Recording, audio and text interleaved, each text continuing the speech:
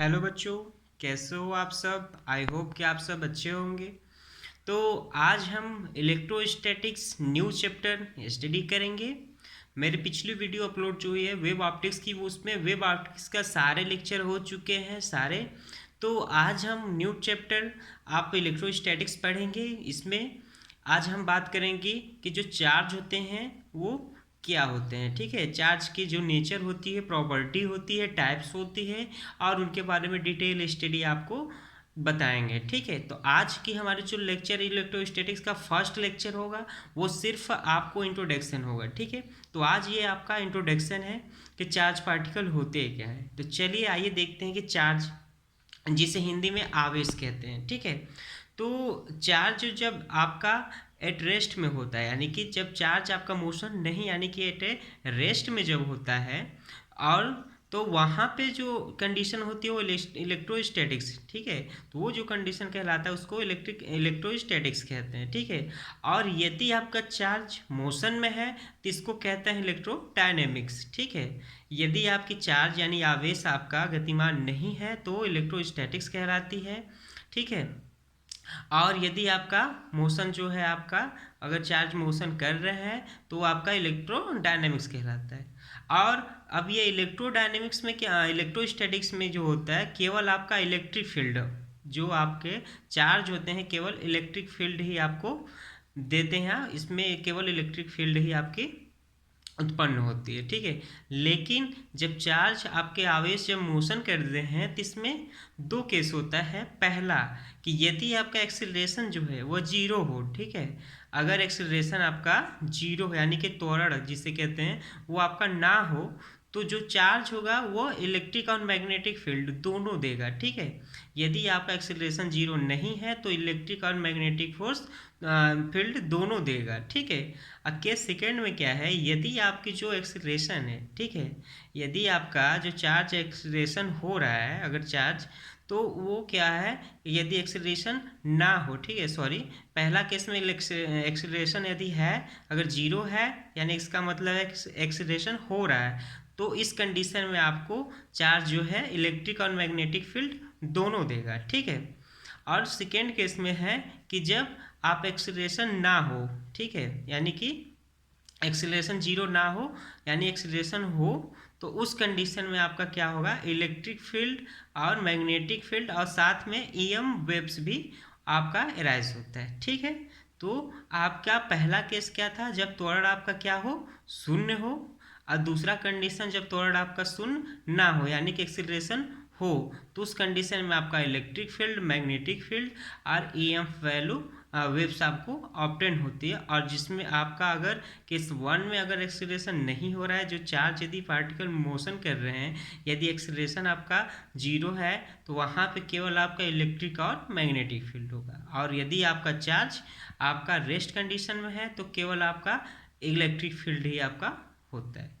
ठीक है, तो चार्ज को आप जनरली डेली आप जैसे देख सकते हो, चार्ज को जैसे कि आप बता सकते हो कि चार्ज होता है, कि महसूस कर सकते हो कि जैसे आपके गर्मी के सर्दियों में क्या कहते हैं, पहने हुए कपड़े, गर्म कपड़े को यदि शरीर से आप उतारते हो तो आपके शरीर के जो बाल खड़े हो जाते हैं, आप अंदाज़ा लगा सकते हो जिससे बाल खड़े हो जाते हैं, तो उसमें आप देख सकते हो, महसूस कर सकते हो। ठीक है, और जनरली आप देखते हो कि अगर आवेश को बात की जाए तो यदि दो पदार्थों को यदि रगड़ देते हैं, मैटर को रगड़ने पर जो आपका क्या कहते हैं प्रॉपर्टी अराइज होती है उसी को आवेश कहते हैं। ठीक है, तो अब आगे देखते हैं कि मैटर जो होता है वो एटम से मिलकर बना होता है। ठीक है, जो मैटर्स होते हैं वो आपका एटम से मिलके, और एटम्स क्या होता है कि एटम्स में आपका इलेक्ट्रॉन, प्रोटॉन और न्यूट्रॉन होता है। ठीक है, तो इलेक्ट्रॉन आप जानते हो निगेटिवली चार्ज होती है, प्रोटॉन आपका पॉजिटिवली चार्ज होती है, और न्यूट्रॉन का कोई आवेश नहीं होता है। ठीक है, तो ये आपका एटम जो है इलेक्ट्रॉन, प्रोटॉन और न्यूट्रॉन से मिलकर बना होता है। और जो इलेक्ट्रॉन आपका मतलब कि ऋणावेशित होती है यानी कि निगेटिव, और आपका प्रोटॉन धनावेशित यानी पॉजिटिव, और न्यूट्रॉन आपका नो चार्ज यानी कि आपका उदासीन होता है। ठीक है, न्यूट्रल होता है। तो इलेक्ट्रॉन का जो आपका ये जनरल वैल्यू आपको जाननी होती है क्या होना चाहिए। तो इसका जो आपका आवेश होती है आपका -1 चार्ज होती है, -1.6 इंटू 10⁻90 गुलाम होती है। और जो इलेक्ट्रॉन की मास होती है वो 9.1 इंटू 10⁻31 kg। ये आपको बेसिकली जानकारी होनी चाहिए कि क्या होती है, ठीक है। और यहाँ प्रोटॉन की जो चार्ज होती है कूलम, आवेश होता है, मात्रा कितनी होती है 1.6 इंटू 10⁻16 कूलाम, ठीक है, ये आपका कूलाम। और जो प्रोटॉन की जो मास होती है वो 1.673 इंटू 10⁻27 kg होती है, ठीक है। अब बात करें न्यूट्रॉन की, तो न्यूट्रॉन जो होती है इसका जो मास होता है वो लगभग आपके प्रोटॉन के मास के बराबर होता है। तो ये जो होती है जो मास ऑफ जो न्यूट्रॉन है वो अप्रॉक्सीमेटली किसके बराबर होती है, प्रोटॉन के, ठीक है। तो जनरली अगर कैलकुलेट करते हैं तो 1800 kg या 1860 के आसपास आती है जो मास होती है प्रोटॉन की, तो न्यूट्रॉन के बराबर ही होती है, ठीक है। तो ये आपका जनरली आपको बेसिक पता होना चाहिए कि क्या होना चाहिए, क्या होता है, ठीक है। तो अब आइए देखते हैं कि यदि आपका पदार्थ को रगड़ने से आपका जो आवेश उत्पन्न होता है, ठीक है, यानी कि किसी दो पदार्थों को आपस में अगर रगड़ते हैं तो आपका वहाँ पे जो प्रॉपर्टी या गुण दिखाई देती है उसको आवेश कहते हैं, ठीक है। तो आवेश जो होती है, तो रगड़ना तो घर्षण, यानी कि घर्षण के कारण होता है। दो अगर पदार्थ को साथ में ही रगड़ते हैं तो घर्षण उत्पन्न होती है। तो घर्षण, तो जो आवेश आपका उत्पन्न होता है उसे घर्षण विद्युत कहते हैं, ठीक है।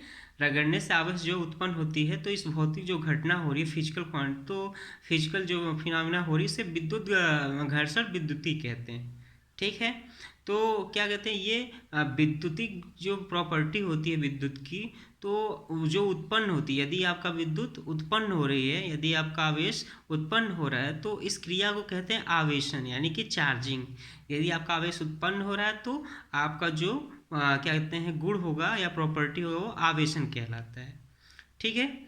और उस जो जिसके कारण उत्पन्न होता है उसे आवेशित वस्तु कहते हैं, ठीक है। तो ये रहा आपका आवेश के बारे में जानेंगे। आवेश क्या है कि आवेश आपका अगर रेस्ट कंडीशन में है तो केवल आपका इलेक्ट्रिक फील्ड आपका मेराइज होगी, और मोशन में है तो आपका दो कंडीशन होगा, एक एक्सीलरेशन अगर है और दूसरा एक नहीं है। तो अगर आपका अगर नहीं है तो आपका इलेक्ट्रिक मैग्नेटिक और ईएमएफ वेव होगा, और होगा तो केवल आपका ईएमएफ ही आपको उत्पन्न होगा, ठीक है। यानी कि अगर जीरो है तो एक्सीलरेशन आपका नहीं है, अगर जीरो नहीं है तो एक्सीलरेशन है। तो होने के कंडीशन में तीन आपका फील्ड, अब होने ना होने कंडीशन में सिर्फ ईएमएफ, ठीक है। तो प्रोटॉन, तो आइए अब क्या होता है प्रिंसिपल ऑफ इलेक्ट्रॉनिक चार्जिंग। तो जो आवेशन होता है, ठीक है, यदि आवेश उत्पन्न होते हैं तो जो विद्युत का ये गुण कहलाता है आवेशन चार्जिंग जिसे कहते हैं। तो जो ये आवेशन का जो इलेक्ट्रॉनिक सिद्धांत है, आवेशन का इलेक्ट्रॉनिक सिद्धांत जिसे प्रिंसिपल ऑफ इलेक्ट्रॉनिक चार्जिंग कहते हैं, ये कैसे, ये क्या होता है इसके बारे में आइए हम देख लेते हैं। एटम्स के नाभिक में यानी कि न्यूक्लियर में आपका प्रोटॉन और न्यूट्रॉन होता है, ठीक है। ये आप जानते हो प्रोटॉन और न्यूट्रॉन नाभिक में होते हैं। और ये जो आपके हर एक एक दो और ये तीन, ये जो ऑर्बिटल है यानी कक्षाएं है, ये जो आपके ये क्या है इलेक्ट्रॉन है, सॉरी मैं यहाँ पॉजिटिव लिखा हूँ, ये आपका निगेटिव नेचर का होता है, ठीक है, निगेटिवली चार्ज। तो ये सारे आपका क्या है इलेक्ट्रॉन है। तो हर एक ऑर्बिटल की जो आपका नंबर होता है वो डिसाइडेड होता है, ठीक है। दो, पहले के लिए दो, फिर चार, फिर आठ, 2 4 6 8 10, ऐसे आपका ये हर एक ऑर्बिटल की जो इलेक्ट्रॉनिक संख्या है वो क्या होती है आपका नॉर्मली डिसाइड की गई होती है, ठीक है। तो ये जो इलेक्ट्रॉन है और ये, तो आप जो पास वाले इलेक्ट्रॉन होते हैं, ठीक है, यदि नाभिक के पास वाले जो इलेक्ट्रॉन होते हैं ये आपका अधिक क्या कहते हैं कि अधिक जो नाभिक के पास वाले इलेक्ट्रॉन होते हैं वो ज़्यादा आपका नाभिकीय बल से जुड़े होते हैं, यानी कि उसमें जो घर्षण आकर्षण बल होते हैं वह नाभिक के पास वाले इलेक्ट्रॉन का बहुत ही ज़्यादा। जैसे जैसे आपकी ऑर्बिटल बढ़ता है वैसे वैसे इलेक्ट्रॉनों की जो संख्या यानी कि जो आकर्षण बल है धीरे धीरे घटती जाती है, ठीक है। तो इस इलेक्ट्रॉन का बात करें, यदि यहाँ वाले इलेक्ट्रॉन की बात करें और इस वाले इलेक्ट्रॉन की बात करें, तो इसकी जो घर्षण बल होगा यानी कि जो आकर्षण बल होगा, न्यूक्लियर बल होगा, इस वाले इलेक्ट्रॉन से इसका जो आकर्षण बल होगा क्या होगा, ज़्यादा होगा। ठीक है, क्योंकि क्योंकि ये पास वाले आपके नाभिक के पास वाले फर्स्ट ऑर्बिटल, सॉरी यहाँ पे मैंने इलेक्ट्रॉन को नहीं दिया, ये आपका न्यूक्लियर है। ठीक है, तो इसके जो पास वाले ये इलेक्ट्रॉन इस वाले, तो इसका जो आपका होगा जो आकर्षण बल होगा इस वाले इलेक्ट्रॉन से ज़्यादा है, यानी कि नाभिक से पास वाले जो इलेक्ट्रॉन होते हैं वो बहुत ही अधिक आपका आकर्षण बल से जुड़े होते हैं, यानी कि इसमें जो आपका बल होगा वो जो न्यूक्लियर के पास वाले इलेक्ट्रॉन होंगे वो दूर वाले इलेक्ट्रॉन से अपेक्षा क्या होती है, ज़्यादा होती हैं। तो और ये जो प्रोटॉन और न्यूट्रॉन नाभिक में होते हैं और इलेक्ट्रॉन इस चारों ऑर्बिटल के चारों ओर कक्षा में गति करते रहते हैं। ये एक से दूसरे कक्षा में स्थानांतरण हो सकते हैं। ठीक है, जहाँ से आपका ये वाला इलेक्ट्रॉन यहाँ पे और यहाँ से उच्च है, यानी कि ये इसके नेचर होती है, ये एक कक्षा से दूसरी कक्षा में आपका इलेक्ट्रॉन जा सकते हैं। ठीक है, इसलिए आपको इसे फ्री इलेक्ट्रॉन या मुक्त इलेक्ट्रॉन कहते हैं। ठीक है, क्योंकि नाभिक से दूर होने के कारण ये जो इलेक्ट्रॉन नाभिक से दूर होते हैं ये मूव करते रहते हैं, तो इसको और अधिक यदि हम बल दें तो इन इलेक्ट्रॉनों को आसानी से हम क्या करेंगे, बाहर से ऊर्जा देकर अलग किया जा सकता है, तो इसलिए इसको कहते हैं फ्री इलेक्ट्रॉन। ये जो नाभिक के चारों ओर घूमते रहते हैं। ठीक है, तो नाभिक में प्रोटॉन न्यूट्रॉन होते हैं और इलेक्ट्रॉन चारों ओर नाभिक के कक्ष में आपका गति करते रहते हैं। तो अगर किसी परमाणु की बाहरी कक्षा में, ठीक है, अगर इलेक्ट्रॉन नाभिक से दूर होने के कारण नाभिक से कम आकर्षण बल में होते हैं, यानी कि ये जो आपका इलेक्ट्रॉन है ये जो इलेक्ट्रॉन होगा इससे कम आकर्षण बल रखता है और ये वाला इलेक्ट्रॉन इससे ज़्यादा रखता है। ठीक है, यानी नाभिक के पास वाले इलेक्ट्रॉन के जो आकर्षण बल है वो ज़्यादा होते हैं और नाभिक से दूर वाले जो इलेक्ट्रॉन होते हैं वो आकर्षण बल कम रखते हैं और आकर्षण बल से बंधे होते हैं या रखते हैं। ठीक है, तो इन्हें बाहर से ऊर्जा देकर, इन इलेक्ट्रॉनों को बाहर से ऊर्जा देकर हम इसको आसानी से अलग किया जा सकता है, इसलिए इलेक्ट्रॉन किसे फ्री इलेक्ट्रॉन भी कहते हैं। ठीक है, तो इसको फ्री इलेक्ट्रॉन भी कहते हैं। अब आइए देख लेते हैं ये काम कैसे करता है। ठीक है, तो ये आपका आवेशन का इलेक्ट्रॉनिक सिद्धांत कहते हैं। ठीक है, यदि दो वस्तुओं को हम आपस में रगड़ते हैं, ठीक है, यदि हम दो वस्तुओं को आपस में रगड़ते हैं तो जिस पदार्थ, यदि दो वस्तु है आपका, यदि जिस पदार्थ में इलेक्ट्रॉन, ठीक है, दूसरे पदार्थ की तुलना में कम बल से नाभिक से बंधे होते हैं, यानी कि यदि दो वस्तुओं को हम रगड़ते हैं तो जिस पदार्थ में इलेक्ट्रॉन, ठीक है, दूसरे पदार्थ की तुलना में कम बल से नाभिक से बंधे होते हैं, तो उसके इलेक्ट्रॉन दूसरे, ठीक है, दूसरे में स्थानांतरित होते हैं, यानी जिसका आपका कम नाभिकीय बल जिसमें होगा वो दूसरे स्थानांतरित हो जाते हैं, यानी कि पहले से दूसरी कक्षा में स्थानांतरित होती है, जिससे एक पदार्थ में इलेक्ट्रॉन की कमी हो जाती है। ठीक है, जिससे एक इलेक्ट्रॉन की कमी हो जाती है और जहाँ पे आपका स्थानांतरित होती है वहाँ पे ज़्यादा हो जाता है, यानी कि जहाँ से आपका इलेक्ट्रॉन, जिस स्थान से आपका इलेक्ट्रॉन जाएगा वहाँ पे पॉजिटिवली होगा और जिसमें जाएगा वो निगेटिव, यानी जहाँ से निकलेगा वह पॉजिटिव होगा और जहाँ जाएगा वह निगेटिव होगा। ठीक है, तो इससे आपका क्या कहते हैं कि इलेक्ट्रॉनिक जो आवेशन की इस सिद्धांत है, आवेशन का इलेक्ट्रॉनिक सिद्धांत है, उसकी पुष्टि हो जाती है। ठीक है, अगर मान लेते हैं, उदाहरण ले लेते हैं कि यदि कांच की कोई छड़ है, ठीक है, या किसी वस्तु को रेशम से कपड़े से रगड़ते हैं, ठीक है, कांच की छड़ या रेशम की कोई कपड़े हैं उस पर रगड़ देते हैं, तो ऊर्जा पाकर वो क्या करेगा कि जो कांच की सतह है वहाँ से कुछ इलेक्ट्रॉन रेशम की सतह तक पहुँच जाते हैं। ठीक है, तो जिससे कांच पर आपका धन आवेश उत्पन्न होने लगता है और रेशम पे आपका ऋण आवेश। ठीक है, अब आइए देखते हैं आवेशन की विधि क्या होती है। ठीक है, इस आवेशन की विधि यानी कि कैसे हम इसको मेजर कर सकते हैं। तो आवेशन की जनरली 3 विधि हैं। पहला, विद्युत का चालन द्वारा, यानी कि जो चार्जिंग हो रहा है, चार्जिंग की मेथड क्या होती है, तो पहला आपका विद्युत के चालन के द्वारा। ठीक है, अब विद्युत के चालन द्वारा, और दूसरा आपका क्या है, दूसरा आपका घर्षण द्वारा, और तीसरा आपका विद्युत प्रेरण द्वारा। ठीक है, मैं ऊपर नीचे बोल दिया, कोई बात नहीं है। तो पहला आपका विद्युत चालन द्वारा, और फिर उसके बाद विद्युत प्रेरण द्वारा, और फिर उसके बाद घर्षण द्वारा। तो आइए देखते हैं विद्युत क्या कहते हैं, विद्युत चालन द्वारा कैसे होता है। ठीक है, तो जब आवेशित पदार्थ होती है, यानी कि चार्जिंग सब्सटेंस जब होती है, यानी कि जब आवेशित पदार्थ होती है, तो अगर किसी अनावेशित चार्जिंग यानी डिस्चार्जिंग, यदि कि चार्जिंग कोई आपका पदार्थ है जिसमें आपका चार्ज पार्टिकल है, यदि किसी अनावेशित डिस्चार्ज पार्टिकल के पास के अगर ले जाते हैं, तो जो डिस्चार्जिंग यानी कि अनावेशित पदार्थ होते हैं उसमें आवेश उत्पन्न हो जाती है, यानी कि दो पार्टिकल से एक चार्जिंग है, दूसरा अनचार्जिंग है। ठीक है, यदि जब आवेशित पदार्थ को, यानी कि जब आवेशित पदार्थ को, ये आपका आवेशित है, अगर अनावेशित पदार्थ के पास ले जाते हैं तो इसमें क्या होता है, चार्ज उत्पन्न होने लगता है। ठीक है, दूसरा क्या है आपका घर्षण के द्वारा, विद्युत प्रेरण द्वारा। ठीक है, तो जब हम आवेशित पदार्थ को अनावेशित पदार्थ की ओर ले जाते हैं, ठीक है, तो पास में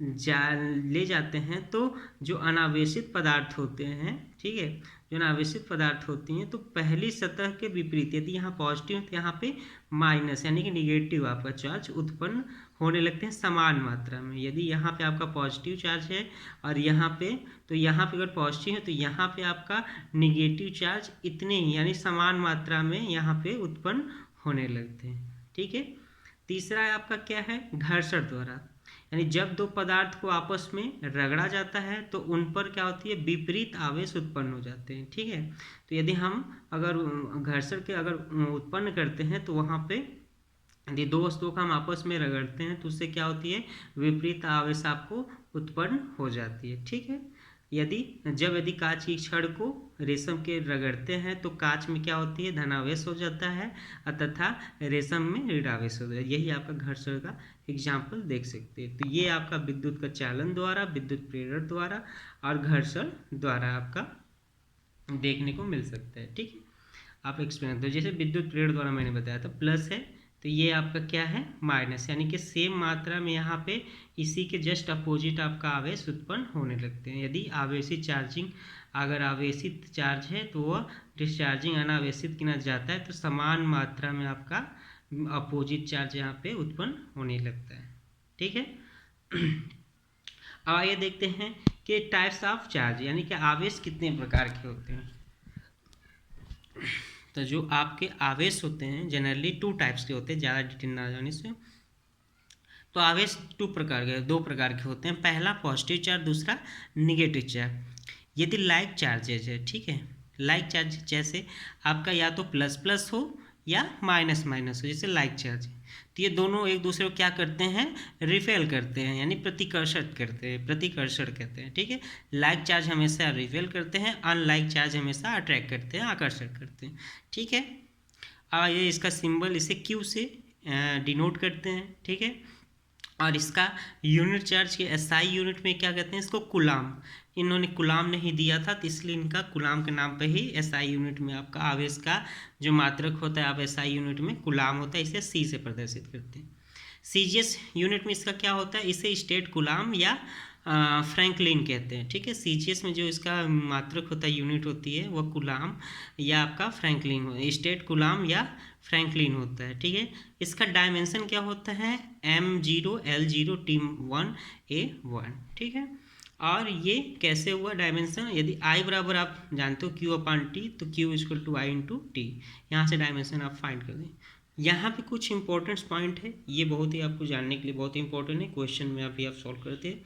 तो 1 मिली कूलाम इक्वल टू होता है 10⁻³ कूलाम, और 1 micro coulomb equal to 10⁻⁶ coulomb, और 1 nano coulomb equal to 10⁻⁹ coulomb, और 1 pico coulomb equal to 10⁻12 coulomb. ठीक है, तो ये बहुत इंपॉर्टेंट, इसको आप याद कर लीजिए।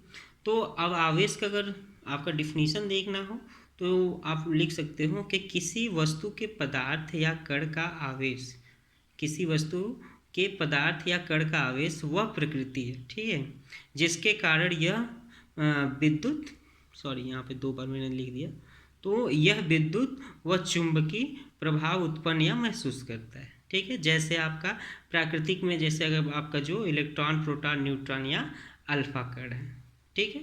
तो ये आपका चार्ज क्या होती है, इसकी जो यूनिट्स है, इसकी बीमा क्या होती है, इसके बारे में आप स्टडी किए।